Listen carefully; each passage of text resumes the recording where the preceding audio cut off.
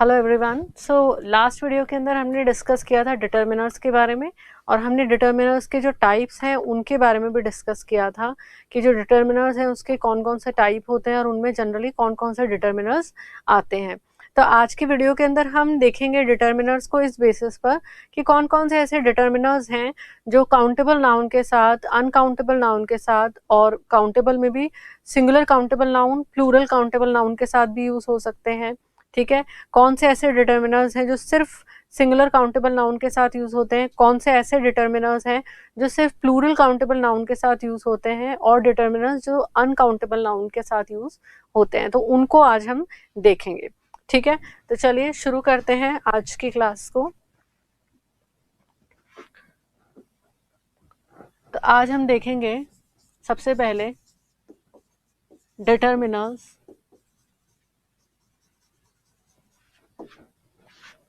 जो singular countable noun,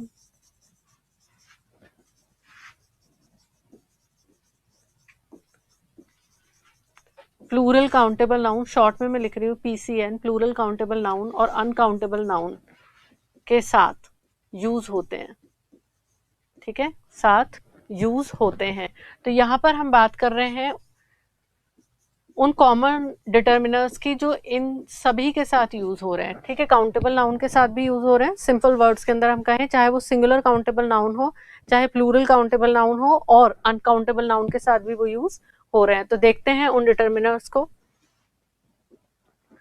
तो देखिए कौन कौन से ऐसे डिटर्मिनर्स हैं, जैसे द हो गया आपका, ठीक है, my, our, your, his, her, it, their, some, a certain. ठीक है, तो ये कुछ ऐसे डिटर्मिनर्स हैं जिनको आप यूज कर सकते हैं सिंगुलर काउंटेबल नाउन के साथ भी, प्लूरल काउंटेबल नाउन के साथ भी, और अनकाउंटेबल नाउन के साथ भी आप इसको यूज कर सकते हैं। तो एग्जाम्पल से देखिए, तो एग्जाम्पल के अंदर हम देखते हैं, जैसे मैं आपके सामने लिखती हूँ, this is my pen, these are your books, I need a certain girl to finish my work। ठीक है, तो देखिए यहाँ पर ध्यान से देखिए, दिस इज माई पेन।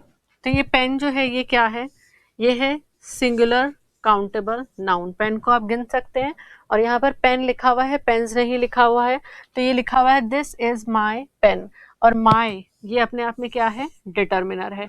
तो देखिए माई जो है वो क्या है, डिटर्मिनर है। तो आप देख सकते हैं डिटर्मिनर माई जो है वो सिंगुलर काउंटेबल नाउन के साथ यूज हो रहा है। आगे देखिए, दीज आर योर बुक्स। तो बुक्स जो है ये कैसा नाउन है, ये प्लूरल काउंटेबल नाउन है।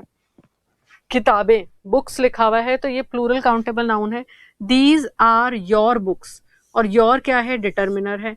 तो आप देखिए योर जो डिटर्मिनर है ये किसके साथ यूज हो रहा है, ये बुक्स के साथ यूज हो रहा है, जो कैसा नाउन है, प्लूरल काउंटेबल नाउन है। तीसरे सेंटेंस में देखिए, I need a certain girl to finish my work. ठीक है, अब देखो यहाँ पे हमने क्या लिखा है, आई नीड अ सर्टेन गर्ल, मतलब विशिष्ट व्यक्ति चाहिए है आपको कोई काम करने के लिए, एक विशिष्ट लड़की चाहिए, ठीक है, एक काम को फिनिश करने के लिए। अब ये जो वर्क है ये कैसा नाउन है, ये अनकाउंटेबल नाउन है, और इसके आगे हमने क्या लगा रखा है, माई। माई क्या है, डिटर्मिनर है। तो आप देखिए ये कुछ ऐसे डिटर्मिनर्स हैं, the, my, our, your, his, her, it, their, some, a certain, जो कि आप काउंटेबल नाउन के साथ भी यूज कर सकते हैं और अनकाउंटेबल नाउन के साथ भी यूज कर सकते हैं। ठीक है, अब हम आगे चलेंगे और अब हम देखेंगे ऐसे नाउन्स के ऐसे डिटर्मिनर्स के बारे में जो सिर्फ सिंगुलर काउंटेबल नाउन के साथ ही यूज हो सकते हैं। तो चलिए देखते हैं। ठीक है, तो अभी हम देखेंगे नोट अगला, उसमें हम क्या देखेंगे, डिटर्मिनर्स जो सिंगुलर काउंटेबल नाउन के साथ यूज होते हैं। ठीक है, सिंगुलर काउंटेबल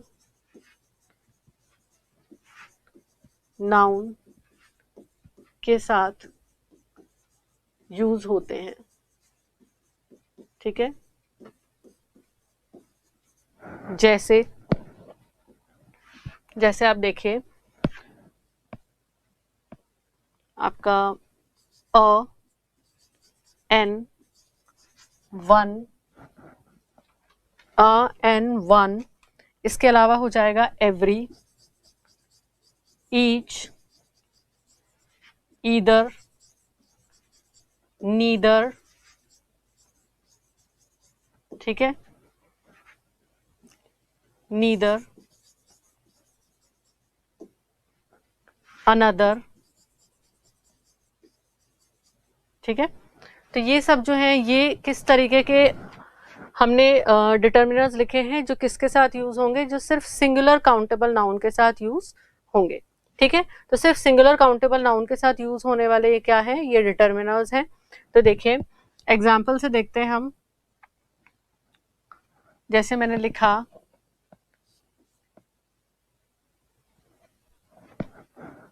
एग्जाम्पल देखते हैं हम,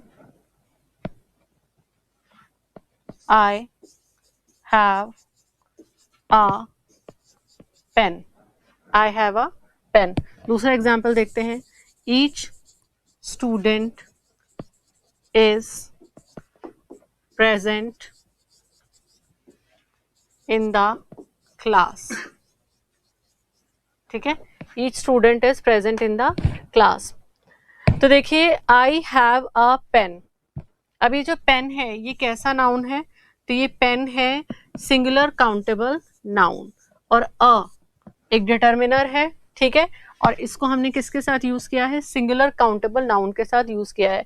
अगर आप इसे ऐसे लिखते आई हैव अ पेन्स, तो ये सेंटेंस आपका गलत हो जाता है, क्योंकि अ का मतलब क्या है, एक है।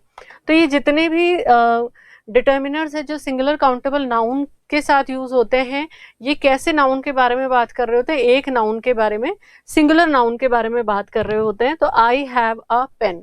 ठीक है, दूसरा सेंटेंस देखिए, each student is present in the class. Okay, each student is present in the class. तो देखिए जो स्टूडेंट है ये कैसा नाउन है, ये सिंगुलर काउंटेबल नाउन है। ईच का मतलब ये डिटर्मिनर है, और ईच का मतलब होता है प्रत्येक। तो यहाँ पे क्या लिखा हुआ है, प्रत्येक जो विद्यार्थी है वो प्रेजेंट है कहाँ पर, क्लास के अंदर। Each student is present in the class. ठीक है, तो अब हम चलते हैं आगे, और अब हम बात करेंगे उन डिटर्मिनर्स के बारे में जो सिर्फ प्लूरल काउंटेबल नाउन के साथ यूज होते हैं। तो चलिए देखते हैं वो डिटर्मिनर्स जो प्लूरल काउंटेबल नाउन के साथ यूज होते हैं। तो अगला हम देख रहे हैं डिटर्मिनर्स जो प्लूरल काउंटेबल नाउन के साथ यूज होते हैं। ठीक है, सिर्फ प्लूरल काउंटेबल नाउन के साथ ये डिटर्मिनर्स जो है ये यूज होंगे। जैसे कौन कौन से डिटर्मिनर्स आ जाएंगे यहाँ पर, अब देखते हैं। आपका दीज, फिर दोज। ठीक है, these, those, many, both, several हो गया, few, a few, the few, two, three. जो नंबर्स होते हैं जिनको मैंने कल क्या बताया था, कार्डिनल्स बताया था, वो भी जो है यहाँ पर आ जाएंगे। ठीक है, तो ये कौन से डिटर्मिनर्स हैं जो आप किनके साथ यूज करोगे, प्लूरल काउंटेबल नाउन्स के साथ आप इनको यूज करोगे। तो एग्जाम्पल देखिए इसका, तो एग्जाम्पल हम देखते हैं, दीज बुक्स आर माइन। ठीक है, और देखिए I have many friends। अब देखिए these क्या है, यहां मैंने लिखा है डिटर्मिनर है, तो these क्या है, these है डिटर्मिनर। बुक्स क्या है, प्लूरल काउंटेबल नाउन है। क्या है? प्लूरल काउंटेबल नाउन है। तो ये जो दीज है, बुक्स प्लूरल काउंटेबल नाउन है, उसके साथ यूज हो रहा है। तो क्या हो गया? दीज बुक्स आर माइन, यह किताबें मेरी हैं। दूसरा सेंटेंस देखिए, आई हैव मेनी फ्रेंड्स। ठीक है, आई हैव मेनी फ्रेंड्स, मेरे बहुत दोस्त हैं। तो ये डिटर्मिनर है और ये फ्रेंड्स क्या है? ये प्लूरल काउंटेबल नाउन है। तो ये सारे जो डिटर्मिनर्स हैं, these, those, many, both, several, few, a few, the few, two, three, four, five, cardinal जो डिटर्मिनर्स होते हैं, ये सभी प्लूरल काउंटेबल नाउन के साथ यूज होते हैं। अब हम आगे चलते हैं। इसके बाद अब हम देखेंगे वो डिटर्मिनर्स जो अनकाउंटेबल नाउन के साथ यूज होते हैं। ठीक है, तब हम उन डिटर्मिनर्स के बारे में बात करेंगे जो अनकाउंटेबल नाउन के साथ यूज होते हैं। तो अगला नोट हमारा, डिटर्मिनर्स जो अनकाउंटेबल नाउन के साथ यूज होते हैं, कौन कौन से होंगे देखते हैं। तो देखिए, अनकाउंटेबल नाउन के साथ यूज होने वाले डिटर्मिनर्स के अंदर आ जाएंगे आपका little, the little, uh little, आपका मच। ठीक है, तो ये सब जो है ये किसके साथ यूज होंगे? ये अनकाउंटेबल नाउन के साथ यूज होने वाले डिटर्मिनर्स हैं। ठीक है, तो एग्जाम्पल से हम देखते हैं और अच्छे से क्लियर हो जाएगा। I have little money. I have a little water. Okay. Much water is there. या आप इसको ऐसे भी कर सकते हैं, देर इज मच वाटर। चलिए इसको हम लिखते हैं, देर इज मच वाटर। अब देखिए इन तीनों सेंटेंस के अंदर हम देखते हैं। तो देखिए, मनी, जब हमने नाउन पढ़ा था तो वहां मैंने आपको बताया था जो मनी है ये अनकाउंटेबल नाउन होता है। मनी को क्या बताया था? अनकाउंटेबल नाउन है, जबकि रुपी, डॉलर ये काउंटेबल है। यूनिट आप लगाओगे तो ये काउंटेबल बना करके आप इसको काम में लेंगे, लेकिन जो मनी है वो क्या है? वो अनकाउंटेबल नाउन है। तो मनी अपने आप में अनकाउंटेबल नाउन है। अब देखिए इसके आगे हमने क्या लगाया है? लिटिल। लिटिल क्या है? डिटर्मिनर।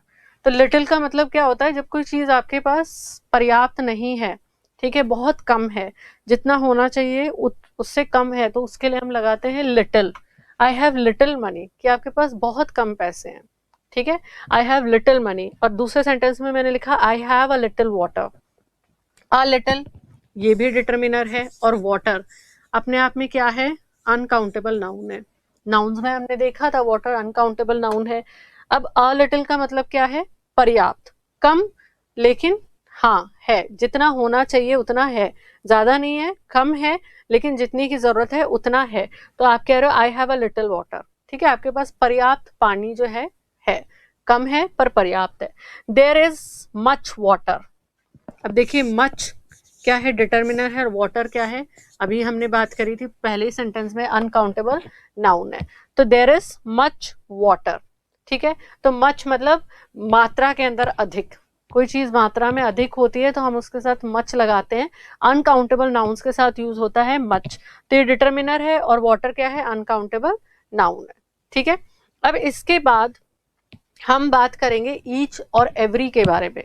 ठीक है, दो वर्ड्स ईच और एवरी, उनके बारे में हम बात करेंगे और देखेंगे कि उनका जो यूज है वो किस तरीके से सेंटेंस के अंदर आपको करना है, और उसका जो करेक्ट यूज है वो किस तरीके से किया जाएगा। तो अब हम जिसके बारे में बात करने जा रहे हैं डिटर्मिनर्स के अंदर, तो हम देखेंगे ईच एंड एवरी। तो इनका जो यूज है उसमें कई बार गलतियां होती है, तो हम डिटर्मिनर्स में ईच एंड एवरी का जो यूज है वो देखेंगे। पहले ये समझते हैं कि ईच और जो एवरी है उसका मतलब क्या होता है और किस तरीके से सेंटेंस में उसको यूज किया जाता है। तो ईच की अगर हम बात करें तो ईच का मतलब है प्रत्येक। ठीक है, प्रत्येक। और एवरी का मतलब क्या है, हर एक, हर एक। अब आप जब भी सेंटेंस के अंदर प्रत्येक, या मैं यूं कहूं कि जब भी हम ईच यूज करते हैं तो ईच का मतलब क्या होता है, तो ये जो ईच है ये क्या करता है, ग्रुप ऑफ ऑब्जेक्ट्स है, मान लीजिए आपके पास ग्रुप ऑफ ऑब्जेक्ट है, ऑब्जेक्ट्स है या पर्सन है, ठीक है, उसके अंदर ये हर इंडिविजुअल पर जोर देता है, ठीक है, या यूं कहें स्ट्रेस देता है, बल देता है, स्ट्रेस देता है, ठीक है। इसका मतलब क्या है, जब आप लिख रहे हैं ईच, जैसे मान लीजिए आपके पास फलों का एक टोकरा है और आप कहते हैं ईच फ्रूट, इसका मतलब है उस टोकरे में जो हर एक फ्रूट है उसके बारे में आप बात कर रहे हैं। तो ये ग्रुप ऑफ ऑब्जेक्ट्स हैं आपके पास, ठीक है, वस्तुओं का कोई समूह है, व्यक्तियों का कोई समूह है, उसमें हर एक इंडिविजुअल पर, हर एक ऑब्जेक्ट के ऊपर, हर एक पर्सन के ऊपर ये क्या करेगा, ये जोर देता है, स्ट्रेस देता है। जबकि ये जो एवरी है ये क्या करता है, ये ग्रुप ऑफ ऑब्जेक्ट या पर्सन पर स्ट्रेस देता है, पर स्ट्रेस देता है। तो ये चीज आपको याद रखनी है, ठीक है। तो ये दोनों के अंदर बेसिक डिफरेंस है। ईच और एवरी देखने में ऐसे लगते हैं कि दोनों एक सी ही चीज है, लेकिन ईच जब भी बात की जा रही है तो ये हमेशा हर ग्रुप के अंदर हर एक व्यक्ति या वस्तु के ऊपर बल देता है, जबकि एवरी पूरे ग्रुप और वस्तु के बारे में आपको बताता है, ठीक है। अब इसके अलावा देखिए अगली इंपॉर्टेंट चीज जो आपको याद रखनी है, ईच जो है, ईच दो या दो से ज्यादा के लिए यूज होता है, ठीक है, मतलब नाउन है, दो है या दो से ज्यादा है तो ये यूज होगा। जबकि एवरी जो है ये हमेशा दो से ज्यादा के लिए यूज होता है, ठीक है। जब भी सेंटेंस में दो से ज्यादा नाउन के बारे में बात की जा रही है, दो से ज्यादा के लिए यूज होता है, ये के लिए यूज होता है। एग्जाम्पल से हम देखते हैं, थोड़ा और अच्छे से आपको क्लियर होगा। तो देखिए एग्जाम्पल के अंदर हम देखते हैं Riya wore bangles on her each wrist. मैंने क्या लिखा, Riya wore bangles on her each wrist, ठीक है। अभी आगे हम देखते हैं, इसी सेंटेंस में थोड़ा चेंज करते हैं, Riya wore bangles on her every wrist. अब देखिए, Riya wore bangles on her each wrist, Riya wore bangles on her every wrist. अब इन दोनों सेंटेंस के अंदर आप देखेंगे तो ये जो है, ये सेकंड सेंटेंस जो है ये रॉन्ग है। क्यों रॉन्ग है, क्योंकि मैंने यहाँ लिखा ये दो से ज्यादा के लिए यूज होता है और जो कलाइयां हैं वो हमारे पास दो ही हैं। अब आपने उसके लिए अगर एवरी लगा दिया तो ये गलत है। जबकि पहले वाला जो सेंटेंस है, Riya wore bangles on her each wrist, Riya अपनी प्रत्येक या हम कहें दोनों हाथों के अंदर क्या पहनती है, चूड़ियां पहनती है, तो ये सही है। क्योंकि ईच के लिए अभी मैंने आपको बताया कि ईच जो है दो के लिए भी यूज होता है और दो से ज्यादा के लिए भी आप कर सकते हो। तो ये पहला सेंटेंस जो है ये सही है, और एवरी जहां पर आपने लिखा है ये क्या है, ये गलत है। इसके अलावा हम देखते हैं, देखिए जैसे ईच की अगर हम बात करें तो ईच जो है ये डिटर्मिनर की तरह और प्रोनाउन की तरह भी यूज होता है, भी यूज होता है। जबकि अगर हम बात करें किसकी, एवरी की, तो ये सिर्फ डिटर्मिनर की तरह ही यूज होता है, की तरह ही यूज होता है। एग्जाम्पल देखते हैं अभी। तो देखिए आप जो ईच है ना, उसको तो आप डिटर्मिनर की तरह भी यूज कर सकते हैं और प्रोनाउन की तरह भी यूज कर सकते हैं, जबकि एवरी जो है वो सिर्फ डिटर्मिनर की तरह ही यूज होगा, आप उसको प्रोनाउन की तरह यूज नहीं कर सकते हैं। आप एग्जाम्पल देखिए, जैसे मैंने लिखा है यहाँ पर, each is present in the class, ठीक है। फिर मैं लिखती हूँ each student is present in the class, in the class, ठीक है। अब यहाँ एवरी में भी हम सेंटेंस लिखते हैं, every is present in the class, ठीक है। फिर मैं और लिखती हूँ, every student is present in the class. अब ध्यान से देखें इन सेंटेंसेस को। तो यहाँ की अगर मैं बात करूं, each is present in the class, तो ये सही है, ठीक है। यहाँ पे क्या बात हो रही है, प्रत्येक जो है, ईच जो है ये किसकी तरह काम में आ रहा है, ये प्रोनाउन की तरह काम में आ रहा है, ठीक है। ये प्रोनाउन है, और किसका प्रोनाउन है, स्टूडेंट का, ठीक है। जिनके बारे में बात की जा रही है, जो क्लास में प्रेजेंट होने चाहिए, उनके लिए प्रोनाउन के रूप में ये काम में लिया जा रहा है। Each is present in the class, इसका मतलब ये है कि ये जो स्टूडेंट्स हैं वो प्रेजेंट है। तो यहाँ पर ये जो ईच है ये प्रोनाउन बना हुआ है। अब यहाँ ईच को आप देखिए, तो ईच यहाँ पर क्या है, डिटर्मिनर है, क्योंकि आगे हमने स्टूडेंट लिखा है। तो each student is present in the class, तो ये भी सही है। तो ये दोनों सेंटेंसेस जो है बिल्कुल सही है। तो इससे आप क्या समझते हैं, इससे आप समझ सकते हैं कि जो ईच है वो सेंटेंस के अंदर प्रोनाउन की फॉर्म में भी यूज होता है, और वो डिटर्मिनर की फॉर्म में भी यूज होता है। यहाँ पर इससे आगे नाउन हो गया है, तो ये फिर क्या हो गया, यहाँ पर डिटर्मिनर हो गया, और पिछले सेंटेंस के अंदर ये प्रोनाउन की तरह काम में लिया गया था। जबकि यहाँ देखिए, every is present in the class, her, अब यहाँ पे एवरी क्या है, तो एवरी जो है ये हमें पूरी इंफॉर्मेशन नहीं दे रहा है। यहाँ पर हम नाउन क्या, किस चीज के बारे में बात की जा रही है वो हमें पता नहीं चल रहा है। एवरी पूरे ग्रुप को रेफर कर रहा है, और क्या चीज है जो क्लास के अंदर प्रेजेंट है। तो यहाँ पर ये जो है ये प्रोनाउन की तरह यूज नहीं किया जा सकता है, और ये जो सेंटेंस है आपका क्या है, गलत है। अब देखिए, every student is present in the class, तो यहाँ पर नाउन आ गया है, तो पता चल गया एवरी किसके बारे में बात कर रहा है। तो एवरी यहाँ पर डिटर्मिनर की तरह काम में लिया गया है, और ये सेंटेंस क्या हो जाता है, करेक्ट हो जाता है, ठीक है। तो ये चीज आपको ध्यान रखनी है कि एवरी जो है वो कभी भी प्रोनाउन की तरह काम में नहीं आएगा, जबकि ईच जो है वो प्रोनाउन की तरह काम आ सकता है, ठीक है। चलिए अब हम आगे चलते हैं, इसके बाद हम देखेंगे ईच और एवरी के बारे में आगे। तो ईच और एवरी के बारे में अब हम बात करेंगे कि देखिए, जैसे आपके सेंटेंस के अंदर ईच है, ठीक है, एवरी है,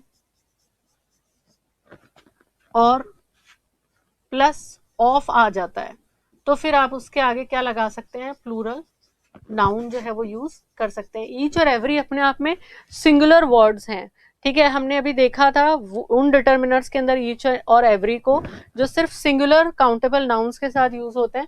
तो अगर आपको प्लूरल नाउन के साथ ईच और एवरी को यूज करना है, तो आप बीच में प्रीपोजिशन ऑफ का इस्तेमाल करके भी ये कर सकते हैं, each every plus of plus plural noun. अब आगे जो वर्ब्स आएंगी वो भी कैसे, लेकिन आगे जो वर्ब्स आएंगी वो सिंगुलर वर्ब होंगी। तो ये जो चीज है ये आपको ध्यान रखना है इसके अंदर। अभी हम सेंटेंस से देखते हैं, इससे आपको और अच्छे से क्लियर होगा। हम पहले ईच का एग्जाम्पल देखते हैं। देखिए, each of the girls has a car,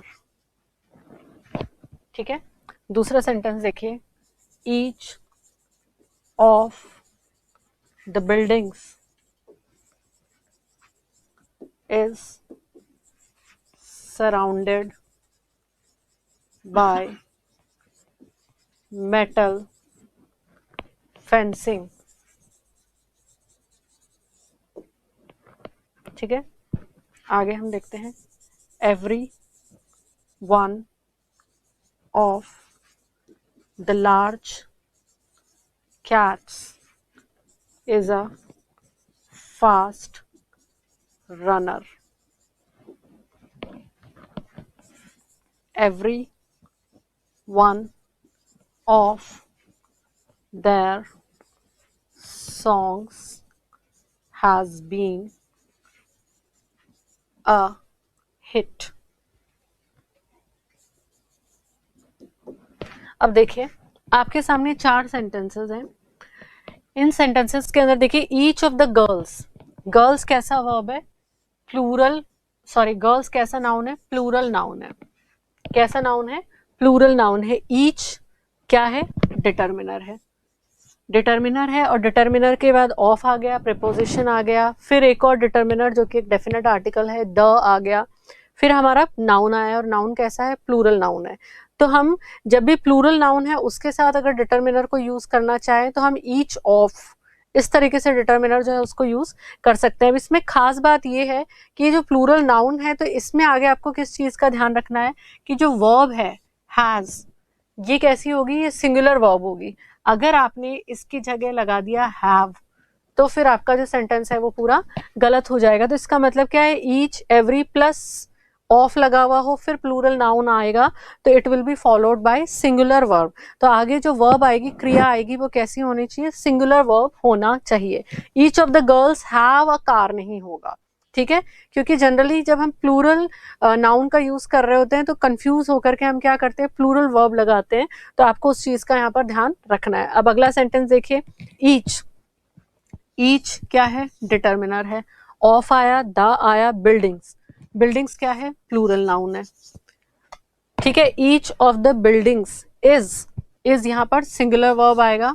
surrounded by metal fencing, जो मेटल की तारबंदी होती है उससे सराउंड की हुई है. ठीक है, तो each of the buildings, are नहीं होगा यहाँ पर, क्या आएगा? इज आएगा. तो आपको ये चीज जो है इसका ध्यान सेंटेंस के अंदर रखना है.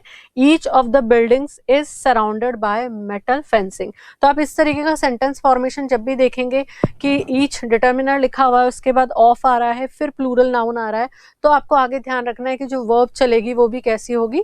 सिंगुलर वर्ब होगी. अब इसके बाद देखिए नेक्स्ट सेंटेंस एवरी का हम देखते हैं. तो एवरी के साथ आप वन लगाएं. Every one of the large cats. अब ये कैट्स जो है ये कैसा नाउन है? तो ये प्लूरल नाउन है. तो इसके साथ आगे इज लगा हुआ है. इज क्या है? प्लूरल वर्ब लगा हुआ है.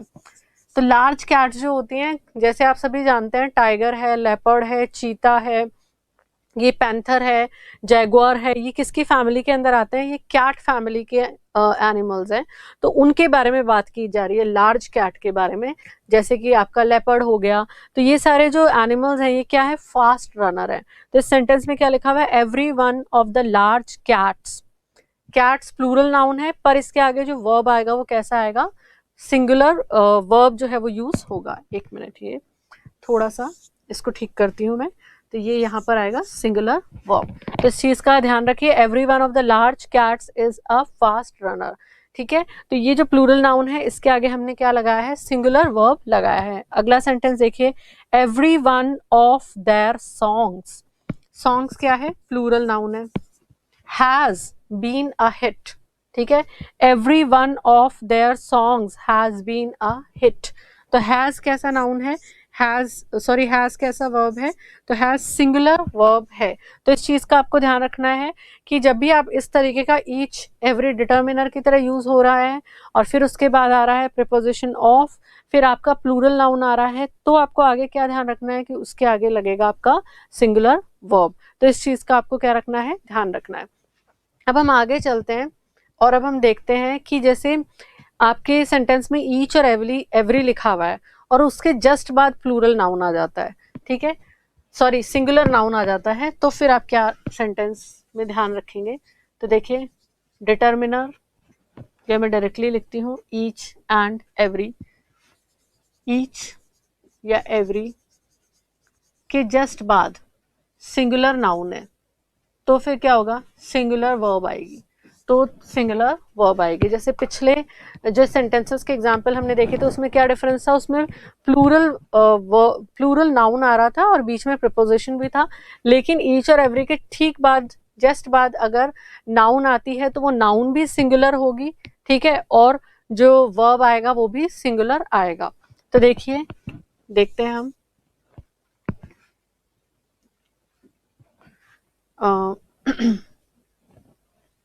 each person who joins gym gets a free bag। ठीक है, अब अगला सेंटेंस और देखिए आप,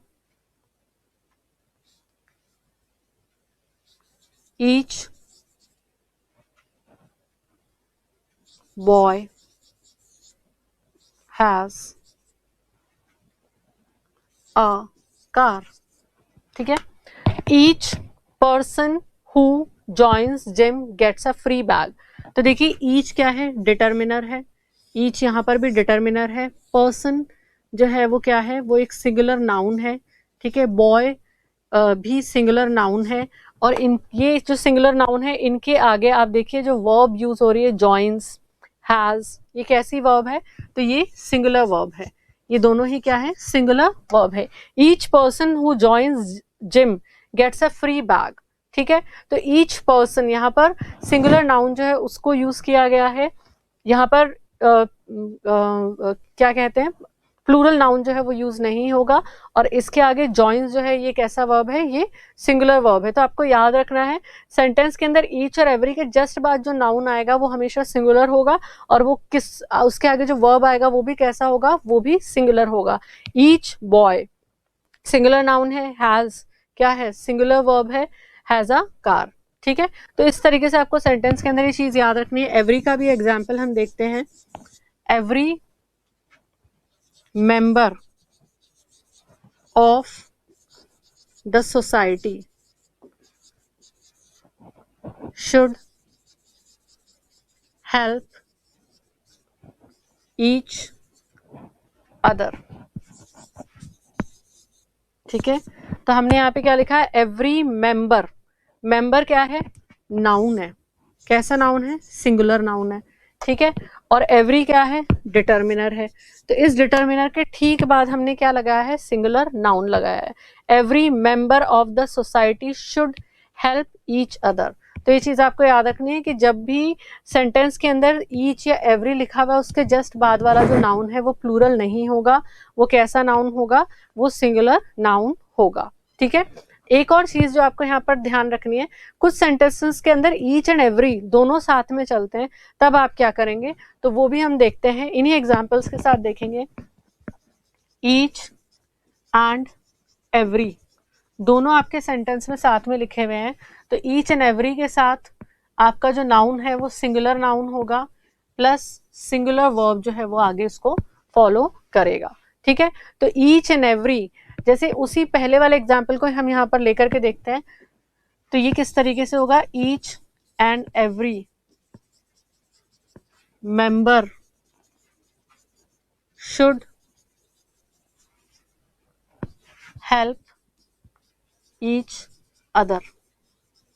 ठीक है, तो यहाँ पे ईच एंड एवरी मेंबर्स नहीं होगा, ईच एंड एवरी मेंबर होगा। ठीक है, अब देखिए ईच एंड एवरी सोल्जर, ठीक है, each and every soldier is brave. ठीक है, ईच एंड एवरी, ईच और एवरी दोनों हमने साथ में लगाया है, और सोल्जर जो है वो कैसा वर्ब है, सोल्जर जो यहाँ पे वर्ब यूज हुआ है वो सॉरी नाउन यूज हुआ है, वो कैसा नाउन है, वो सिंगुलर नाउन है, कैसा नाउन है, सिंगुलर नाउन है, और इस जो इसके आगे हमने लगाया है ये कैसा वर्ब है, ये सिंगुलर वर्ब है। Each and every soldier is brave. ठीक है, आगे देखिए each and every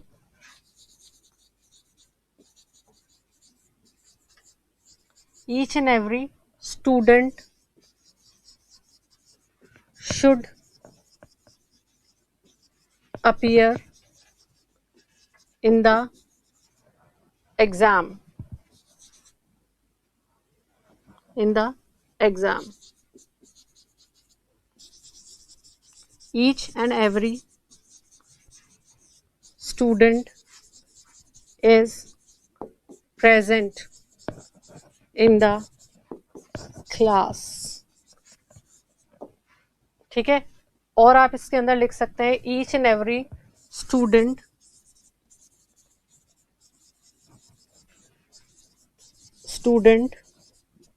has to do the homework. अब आप देखिए ईच एंड एवरी के आपके सामने जो एग्जाम्पल्स हैं, तो ईच एंड एवरी के बाद स्टूडेंट आया, सिंगुलर नाउन है. कैसा नाउन है? सिंगुलर नाउन है. ईच एंड एवरी स्टूडेंट्स नहीं होगा, ईच एंड एवरी स्टूडेंट जो है वो करेक्ट है. Each and every student is present in the class, singular noun है. इज कैसा वर्ब है? सिंगुलर वर्ब है. अगला सेंटेंस देखिए, each and every student singular noun, has singular verb to do the homework. Each and every student has to do the homework. तो ये चीज याद रखनी, ईच एंड एवरी साथ में आए तो आप इसके बाद जो नाउन आएगा वो सिंगुलर नाउन यूज करेंगे, और वर्ब भी जो है वो सिंगुलर आएगी. इसके पहले हमने देखा ईच एंड एवरी के जस्ट बाद जो नाउन आएगी वो भी कैसी होगी? सिंगुलर नाउन होगी. सिंगुलर वर्ब उसको फॉलो करेगा. फिर इससे पहले हमने देखा each and every plus of लिखा हुआ है, तो फिर आप प्लूरल नाउन तो यूज करेंगे, लेकिन प्लूरल नाउन की वजह से कंफ्यूज होकर के वर्ब आपको प्लूरल नहीं यूज करनी है. तो इसका क्रक्स क्या है? ईच एंड एवरी के बाद जो आप वर्ब यूज कर रहे हैं वो कैसी वर्ब यहाँ पर चला रहे हैं? वो सिंगुलर वर्ब आप चला रहे हैं. तो ये वर्ब जो है इससे संबंधित एरर देकर के आपको क्वेश्चन पूछे जा सकते हैं, तो आपको इसका खास ध्यान रखना है. अब हम आगे चलते हैं और अब हम देखते हैं कुछ वन वर्ड सब्स्टिट्यूशंस. ठीक है, ईच एंड एवरी के बाद. तो देखिए आपके सामने जो फर्स्ट सेंटेंस है वो क्या है? The loss of ability to feel pain. The loss of ability to feel pain, कि जो दर्द है उसको फील करने के अंदर फील करने की आप में एबिलिटी नहीं है, या हम कह सकते हैं सुन है आपकी कोई बॉडी का कोई पार्ट और आपको दर्द हो रहा है पर आपको पता नहीं चल रहा है, तो उसके लिए क्या वन वर्ड यूज होगा? उसके लिए वन वर्ड यूज होगा एनाल्जेसिया. ओके, एनाल्जेसी. ठीक है, सो एनाल्जेसिया जो वर्ड है वो यूज होगा. एक मिनट रोको आप. आगे देखिए, पार्शियल और टोटल लॉस ऑफ मेमोरी, कि जो आपकी याददाश्त है वो पूरी तरीके से चली जाए या थोड़ी याददाश्त जो है वो चली जाए, तो उसके लिए वन वर्ड क्या होगा? एमनेजिया. आपने गजनी मूवी देखी होगी ना, उसमें आमिर खान की जो याददाश्त है वो पार्शियल लॉस होता है उसको, तो उसको कहते हैं एमनेजिया. क्या कहते हैं उसे? Amnesia. Items of business for consideration at a meeting. तो कोई भी मीटिंग होने जा रही है, कोई बिजनेस मीटिंग होने जा रही है, तो उसके अंदर आप जो मुद्दे डिस्कस करेंगे, जो बातें डिस्कस करते हैं, जिन बातों पर गौर करते हैं, उनके लिए क्या वन वर्ड यूज होता है? तो उसके लिए वन वर्ड यूज होता है एजेंडा. क्या यूज होता है? एजेंडा, जिसे हिंदी में घोषणा पत्र भी कहते हैं. आगे देखिए, loss of ability to understand speech. Loss of ability to understand speech, तो उसको क्या बोलते हैं? उसको बोलते हैं एफेसिया. क्या बोलते हैं? एफेसिया. तो जब आप कोई ऐसा व्यक्ति देखते हैं जो समझ नहीं पा रहा है कि आप क्या कह रहे हैं, मतलब उसके साथ कोई मेडिकल कंडीशन है, वो समझ नहीं पाता है, तो उसको हम कहते हैं एफेसिया. अब देखिए, the cessation of warfare before a treaty. ठीक है, इसका क्या मतलब है? मतलब जब कोई लड़ाई होती है और उसके बाद संधि होती है, तो संधि के पहले जो युद्ध विराम होता है उसको क्या कहते हैं? तो वो यहाँ पर पूछा गया है. ठीक है, तो जब भी कोई लड़ाई होती है, कोई वॉर होता है, तो वो खत्म होती है, उसके बाद एक ट्रीटी होती है, पर ट्रीटी से पहले जब जो युद्ध है उसकी समाप्ति कर दी जाती है, उसको क्या कहते हैं? तो उसको कहते हैं आर्मिस्टाइज. क्या कहते हैं उसको? आर्मिस्टाइज. तो ये भी याद रखिए, आर्मिस्टाइज बोलते हैं संधि से पहले जो युद्ध विराम होता है उसको. ठीक है, the custom of having two wifes. The custom of having two wifes, दो वाइफ या हस्बैंड दोनों के लिए यूज होता है. तो ऐसे ऐसे जो कस्टम होता है, ऐसा जो रिवाज होता है, उसको क्या कहते हैं? उसको कहते हैं बायोगेमी. क्या कहते हैं, बायोगेमी। तो 2 वाइफ्स रखने का रिवाज या 2 हस्बैंड्स रखने का रिवाज, ऐसे सिस्टम को कहते हैं बायोगेमी। ठीक है, अब देखिए, one who can speak 2 languages, ऐसा व्यक्ति जो 2 भाषाओं में बात कर सकता है उसको कहते हैं बायलिंगुअल। तो देखिए, बायलिंगुअल, तो दोनों सेंटेंस के अंदर 2 के बारे में बात की जा रही थी, तो जब भी 2 आपको बताना है तो उसके लिए आप क्या यूज कर सकते हैं, बाई यूज कर सकते हैं। बाई का मतलब होता है 2। ठीक है, तो देखिए, one who speaks 2 languages, one who can speak 2 languages, ऐसा व्यक्ति जो 2 भाषाओं में बात करता है वो बायलिंगुअल कहलाता है। अब देखिए, the life history of a person written by someone else, ठीक है, किसी व्यक्ति की जीवनी, किसी व्यक्ति के बारे में कोई कुछ लिखा जाता है और वो किसी और द्वारा लिखा जाता है, तो उसको क्या कहते हैं, उसको कहते हैं बायोग्राफी। क्या कहते हैं, बायोग्राफी। अगर अपनी जीवनी को एक व्यक्ति स्वयं लिखता है तो वो ऑटोबायोग्राफी हो जाता है, और अगर किसी व्यक्ति के बारे में, उसके इतिहास के बारे में, उसके जीवन की जानकारी किसी और व्यक्ति द्वारा लिखी जाती है तो उसको कहते हैं बायोग्राफी। अब देखिए, one who loves and collects book, ऐसा व्यक्ति जो बुक्स को कलेक्ट करता है और उसे किताबें बहुत पसंद होती है, ऐसे व्यक्ति को क्या कहते हैं, तो ऐसे व्यक्ति को कहते हैं बिब्लियोफाइल। बिब्लियोफाइल, क्या कहते हैं, बिब्लियोफाइल।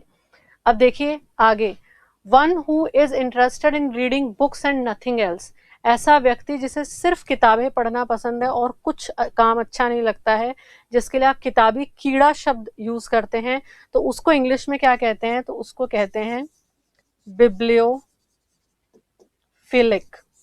बिब्लियोफिलिक। तो एक बार वापस हम देखते हैं वन वर्ड सब्स्टिट्यूशन को। तो ऐसा व्यक्ति जिसे दर्द का एहसास नहीं हो रहा है, ठीक है, the loss of ability to feel pain, ठीक है, ऐसी स्थिति, सॉरी, जिसमें आपको दर्द का एहसास नहीं हो रहा है तो उसको बोलते हैं एनाल्जेसिया। ठीक है, एनेस्थीसिया किसी को दिया जाता है ऑपरेशन से पहले तो उसको दर्द का पता नहीं चलता है, तो वो जो स्थिति होती है उसको बोलते हैं एनाल्जेसिया, जिसमें उसको दर्द का पता नहीं चल रहा है व्यक्ति को, जिसे एनेस्थीसिया दिया है। पार्शियल और टोटल लॉस ऑफ मेमोरी, पूरी तरीके से याददाश्त का चला जाना या आंशिक रूप से याददाश्त का खो जाना, उसको कहते हैं एमनेजिया। बिजनेस की मीटिंग्स जब भी होती है या कोई भी प्रोफेशनल मीटिंग हो रही है तो उसमें जिन मुद्दों पर गौर किया जाएगा उनको बोलते हैं एजेंडा। इसलिए मीटिंग से पहले पूछा जाता है what is the agenda of meeting, कि किन मुद्दों के ऊपर, किन चीजों के ऊपर मीटिंग के अंदर बात की जाएगी। उसके बाद देखिए, loss of ability to understand speech, हमने देखा, इसे बोलते हैं एफेजिया। ठीक है, जब कोई व्यक्ति नहीं समझ पा रहा है स्पीच को, सामने वाला व्यक्ति क्या कह रहा है उसको नहीं समझ पा रहा है, तो उसको बोलते हैं एफेजिया। फिर उसके बाद युद्ध विराम जो होता है संधि से पहले, उसको बोलते हैं आर्मिस्टाइज। 2 बीवी या 2 पति रखने की जो प्रथा होती है उसको कहते हैं बायगेमी। ठीक है, 2 भाषाओं में बात करने वाले व्यक्ति को बोला हमने बायलिंगुअल। एक व्यक्ति की जीवनी को किसी दूसरे व्यक्ति द्वारा लिखी जाए तो उस जीवनी को हम कहेंगे बायोग्राफी। और ऐसा व्यक्ति जो किताबों को बहुत पसंद करता है, उनका कलेक्शन करता है, वो कहलाता है बिब्लियोफाइल। और ऐसा व्यक्ति जिसे सिर्फ किताबें पढ़ना ही पसंद है और कुछ काम करना नहीं पसंद है, वो है बिब्लियोफिलिक। Thank you.